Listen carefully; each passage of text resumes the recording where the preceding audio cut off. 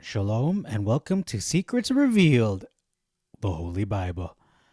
Today we're looking at Numbers chapter 21. There are 35 verses. Beginning in verse 1, the first difference we see is wilderness versus south. So we can clearly see that, the Septuagint is saying it is in the wilderness, whereas the Masoretic is saying it is in a direction, the southern area. I'm not going to go over all these differences, but I'm only going over this one in verse 1 because it is unusual, where the Septuagint is actually preserving the Hebrew for once. It's saying Atharin, whereas in the Masoretic it says of the spies or spies. Usually it is the other way around, where we find the Masoretic preserving the Hebrew or maybe concealing the actual meaning of the word behind Hebrew. But anyhow, so that's verse 1. Verse 2, power.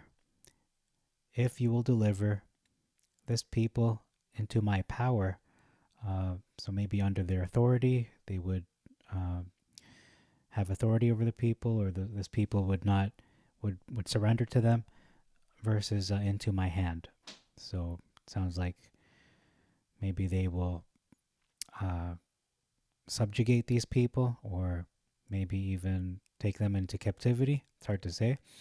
And we have a big difference here in verse 2. It says, I will devote it and its cities to you. On the other hand, the Masoretic is saying, I will utterly destroy their cities. We can see a big difference again, where the nation of Israel, ancient Israel, is saying, we're not going to kill them. We will devote it and its cities to Yah. Whatever that means. It's hard to say what that means, but it's clear in the Masoretic that they're going to kill these people who live in the cities. They're not going to devote it. Perhaps it does mean devoting if you deliver this people. Maybe that's implying that you're going to be killed anyhow. It's hard for me to say. I cannot say with 100% certainty. Next, verse 3, we have an omission. Into his power. It says, Yah delivered the Canaanite into his power. Versus utterly destroyed. Utterly destroyed. Actually, no, it does say into his power versus just delivered up. So we can see the difference is deliver them into their power. I'm not sure what the power means, into Israel's power. And then we can see again, and Israel devoted him and his cities versus destroyed them, utterly destroyed them. So it's hard to say. I don't really know for sure what that means to devote something. I normally would think it means to dedicate, to set apart, but might mean something else in this context. Okay, we have our first omission that we're not going to read. It will be included in the description box below. We have couple there, and add. We have an addition in verse 4. It says the soul of the people was much discouraged. So the word the soul was added. Doesn't say that in the Septuagint, rather. And then we have another difference, lost courage. So they lost courage by the way, versus they were much discouraged because of the way. So we can see in the Septuagint they were discouraged, but they were discouraged along the way, by the way of the journey, or maybe because of the way of the journey. It's hard to say.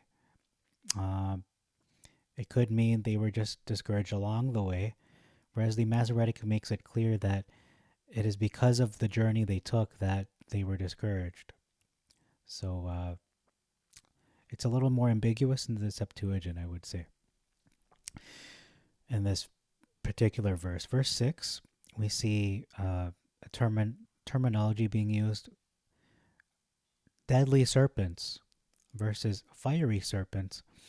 Some say this is angels, that it's talking about shining ones, These are not normal snakes, like regular venomous snakes or poisonous snakes or what have you, but they are in fact divine creatures. But divine creatures biting them, that's an interesting addition, that it does describe them being bitten. So why would they be bitten by angels? That would be a good question to ask. In verse 8, we have an omission where Moses or Moshe prayed. He prayed to Yah. But in the Masoretic, he didn't pray to Yah. Actually, it doesn't. I don't even see if it prayed. Yeah, it says prayed for the people. It does say that at the end of verse 7. So he prayed for the people, but it doesn't specify who he prayed to for the people. He's not just praying and he's the one getting things done. No, the big difference is Yah is the one you have to pray to. He's the intercessor, Moses is, who has to be the middleman between the people and Yah. And in the Masoretic, we don't see that. We just see he's praying for the people, but is not praying to a god, to a deity, to an Elohim in Hebrew. Okay, so that's verse 8. It's important to note that he did pray to, oh, typo here. Let me fix that. He prayed to Yah and to no other Elohim, no other god. Okay? I'm going to correct this error. It's very big. Okay, so we're going to move on to verse 8 now. We're still in verse 8, I should say. So we have an addition of fiery serpent. So make you a fiery serpent. So is this an actual snake? Is it a bronze serpent, or is it an angel? Is it an angelic statue, an angelic sculpture? It's an interesting question. It's hard to say. I know a lot of people use that caduceus to say that's like the bronze serpent on a pole. Perhaps it is. It's hard to say. It can be taken either way. Again, I'm not an expert on this topic, but please add your comments, your opinions about what this is. We see a continuous difference here, that there's a signal. They put it on a signal signal staff, versus on a pole. And then we see an omission here, a serpent. Whenever a serpent shall bite a man, it's not just being bitten by like a vampire or a mouse or a cat or a bat or whatever. It's whenever a serpent shall bite a man. That's very specific. That is a big omission, I have to say. That's a big difference. I'm going to add a big difference.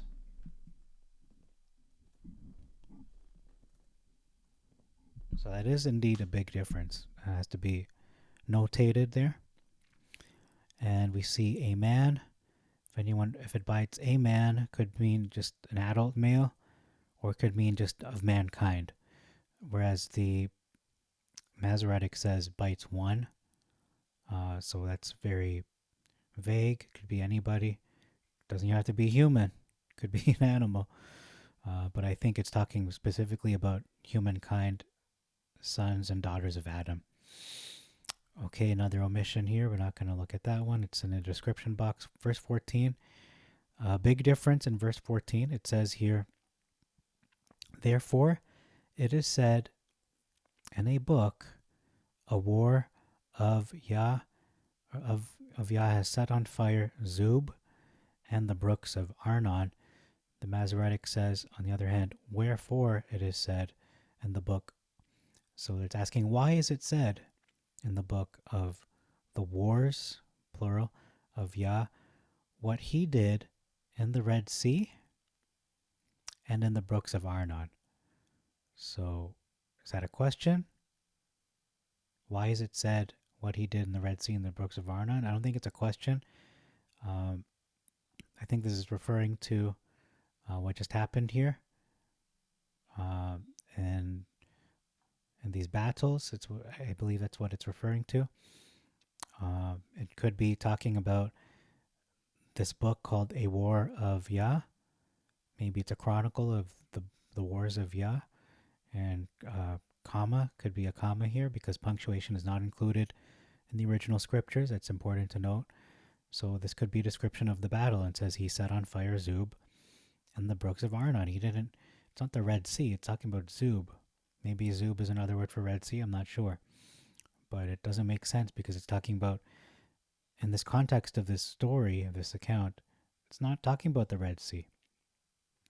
Okay. So in verse 15, we see here, and he, talking about Yah, has appointed brooks to cause air to dwell there. You know what? Maybe I should refer to him as Yah Elohim from now on, because I know other faiths are very, very respectful of their prophets, of their deities, and that's all well and right. It just takes more words to say that. So Yah Elohim has appointed brooks to cause air to dwell. Okay, that's what it says. And it lies, talking about air, it lies near the coasts of Moab, verses, and at the stream of the brooks that goes down to the dwelling of Ar, or Air, and lies upon the coast of the border of Moab. So we can see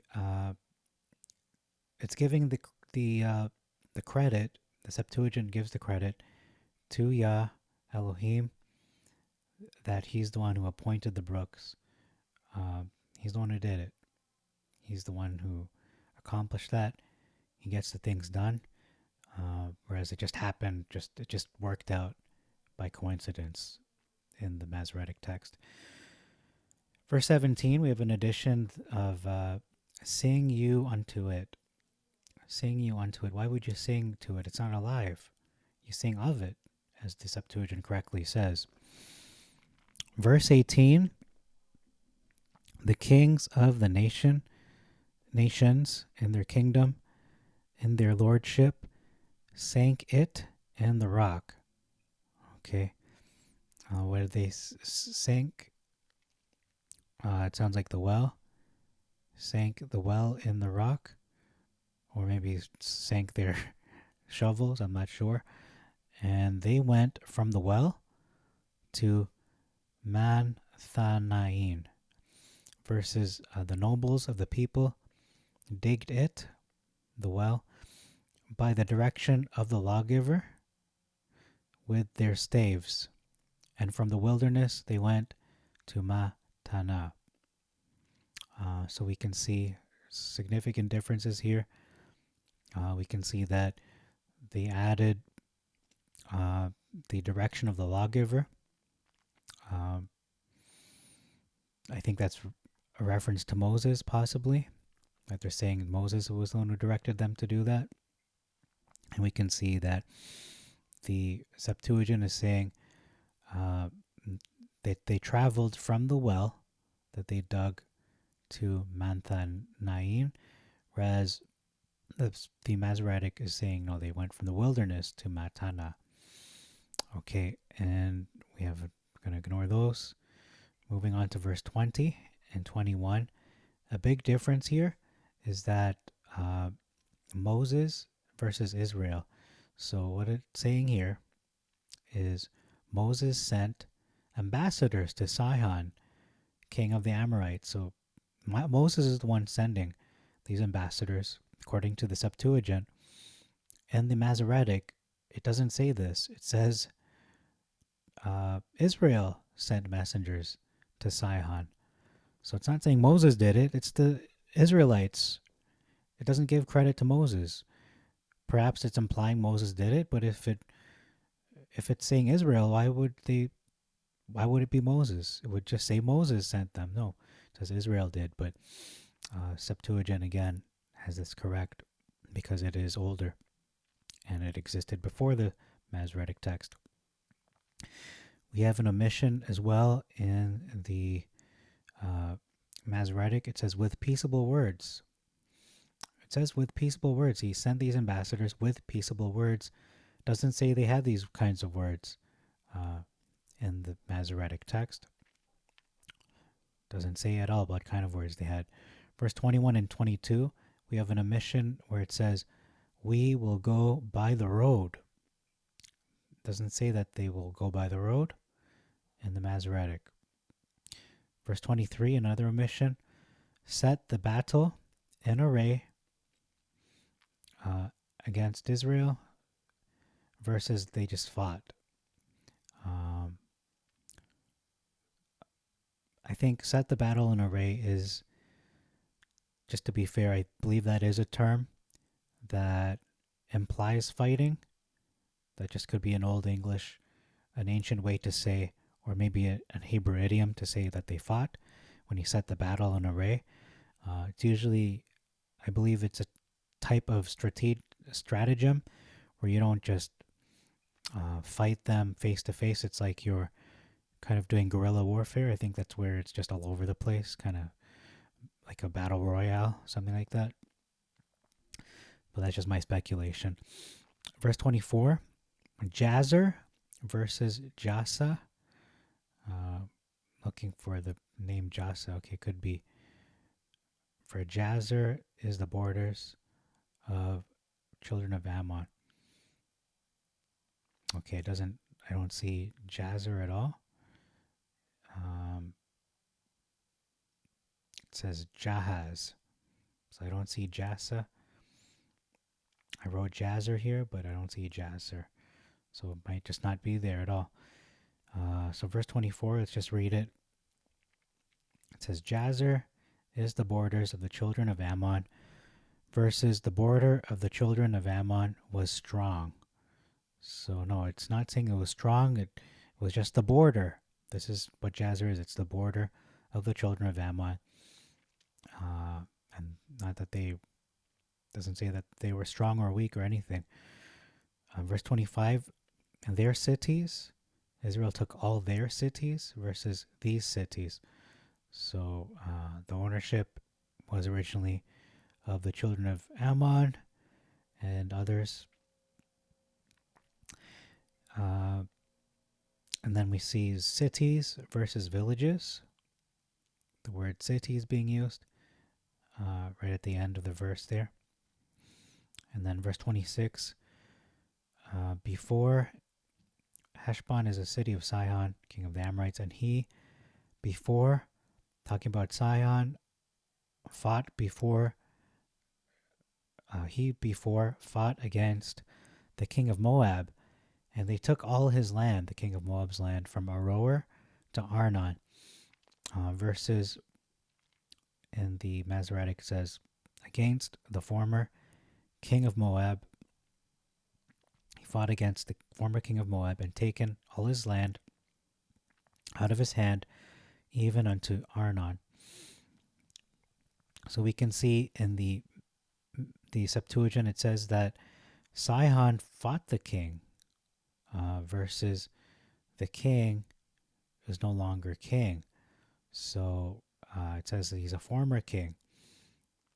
So is he fighting an actual king of Moab or is he fighting a former king of Moab? That's an interesting difference. And we see an omission here. A rower is not even mentioned at all. And then verse 27, this is an interesting verse. This could be a memory verse. It's a rather striking verse because a lot of people, I believe, use this verse, or at least I do. This phraseology, it says, who deal in dark speeches versus they speak in proverbs. So we can see that difference there. Is a proverb a dark speech, or is a dark speech a parable? Are they interchangeable? It's hard to say. But that's a difference I noted. Verse 28, we have a big difference here. It says, as far as Moab versus Ar of Moab. Why do I say this is a big difference? Because Ar of Moab is a specific place, whereas as far as Moab means all of Moab, means the borders of Moab. So that's different, and it's important, and it's a big difference because if you're trying to determine, okay, who owns what? Is it up to Moab, or is it up to only a part of Moab called Ar of Moab? So that's why I say it's a big difference, because if we're talking about land ownership and claiming, claiming who owns what and where do you define your borders, and those are important things to consider. Verse 28, continuing on, it says the pillars of Arnon versus the lords of the high places of Arnon. So we can see he's talking about pillars, not actual lords of high places. But pillars can be also understood as a pagan kind of pagan object or a pagan sort of area, something that's associated with pagan worship are pillars. Okay. And then verse 29, lost, you are lost versus you are undone, but they could be, well, the same kind of intention or same result, where one is lost, they've lost the battle, versus you are undone, meaning you are defeated. And then we see their sons, talking about the people of Chemosh or Chemosh or Chemosh, anyhow, however you pronounce it, their sons are sold for preservation. So this is a good thing. You want your sons to be sold into slavery or captivity, or for the purpose of being preserved anyhow. Versus he has given his sons that escaped and his daughters into captivity. This sounds a lot more negative. We can see that, it sounds like the plan of Yah is not very good, especially to these people, the people of Chemosh or Chemosh, that they're just being taken to captivity. There's no rationale as to why this is happening, but we can see, they're being sold for their preservation, to keep them alive. Verse 30, the whole verse is different. Let's read this piece by piece. It says, their seed shall perish from Heshbon to Dibon, versus we have shot at them. We have shot at them, okay. Heshbon is perished even into Dibon. So we can see that, they shot at them, but in the Septuagint they didn't shoot at them, so they added that there. We also see that their women have yet farther kindled a fire against Moab, versus we have laid them waste, even to Nopha, which reaches to Medeba.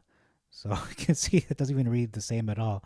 It's talking in the Septuagint about women have yet farther kindled a fire. So they've kindled a fire. We don't know why.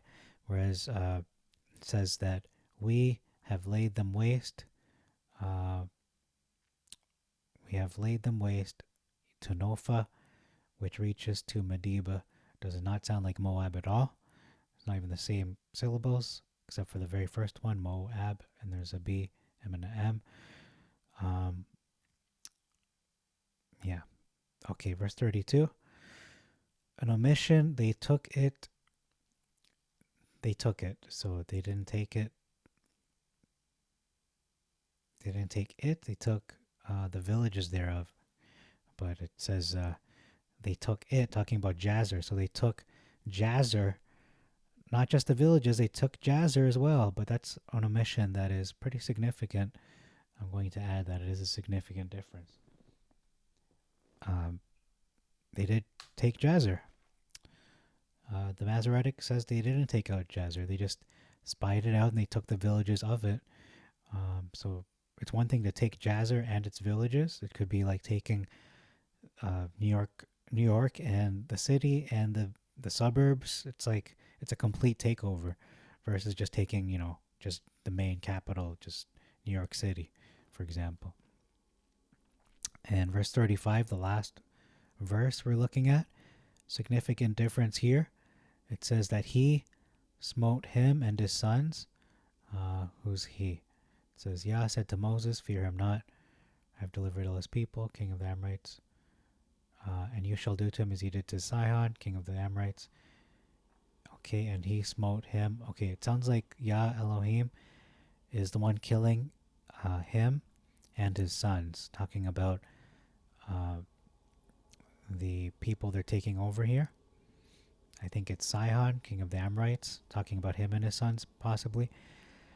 So he, talking about Yah Elohim, he smote him, this king, Sihon, and all his people, until he, Yah Elohim, left none of his to be taken alive, and they inherited his land. So he smote him, Yah smote him, or maybe even Moses, could be Moses.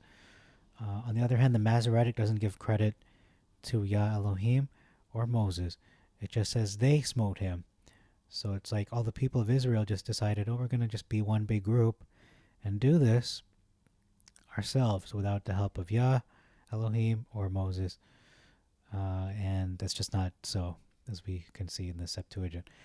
So that's all I have to present to you for this chapter, and thank you very much for your time. This is Numbers chapter 21. Next time we'll look at Numbers chapter 22. And thank you very much for your time. May our Father bless you and make your way prosperous, and peace be unto you from our Father Yah Elohim, and grace to you as well from our Father Yah Elohim and the Anointed One, Joshua or Yeshua. Thank you again. Until next time, you've been watching Secrets Revealed, the Holy Bible. Shalom and peace be unto you.